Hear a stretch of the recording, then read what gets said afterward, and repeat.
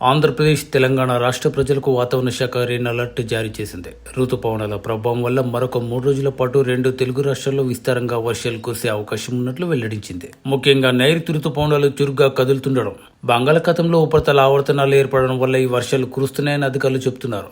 ఇక తెలంగాణ రాష్ట్రంలో నేటి నుంచి 11వ తేదీ వరకు వర్షాలు కురుస్తాయని వాతావరణ శాఖ అంచనా వేస్తుంది. ముఖ్యంగా ఉత్తర తెలంగాణ జిల్లాలో భారీ వర్షాలు కురిసే అవకాశం ఉంది.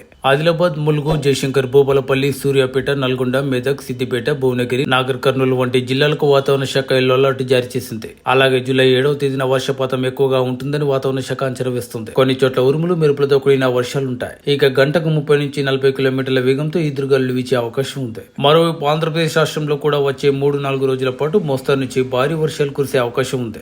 బంగాళాఖాతంలో ఏర్పడిన ఉపరితల ఆవర్తనం ప్రభావంతో కోస్తాంధ్ర, రాయలసీమ జిల్లాల్లో పలుచోట్ల వర్షాలు కురుస్తాయి. ముఖ్యంగా శ్రీకాకుళం, విజయనగరం, పార్వతీపురం, మన్యం, మల్లూరి సీతారామరాజు, విశాఖపట్నం, కాకినాడ, నెల్లూరు, అనంతపురం, చిత్తూరు జిల్లాల్లో మోస్తరు నుంచి భారీ వర్షాలు కురిసే అవకాశం ఉంది. మరోవైపు ఉత్తర కోస్తా, యానం, రాయలసీమ ప్రాంతాల్లో కూడా కొన్ని చోట్ల ఉరుములు, మెరుపులతో కూడిన వర్షాలు కురుస్తాయి. తీర ప్రాంతాల్లో బలమైన ఎదురుగాలులు వీచే అవకాశం ఉన్నందున మత్స్యకారులు సముద్రంలో చేపల వేటకు వెళ్లవద్దని అధికారులు హెచ్చరించారు.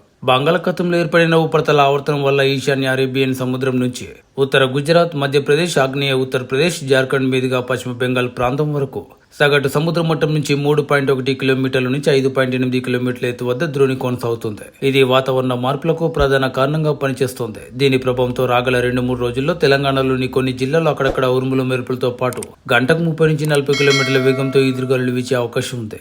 రాబోయే 48 గంటల్లో తెలంగాణలోని కొన్ని జిల్లాల్లో మోస్తరు వర్షాలు కురిసే అవకాశం ఉంది. మరికొన్ని జిల్లాల్లో భారీ వర్షాలు కురుస్తాయని వాతావరణ శాఖ అంచనా వేస్తోంది.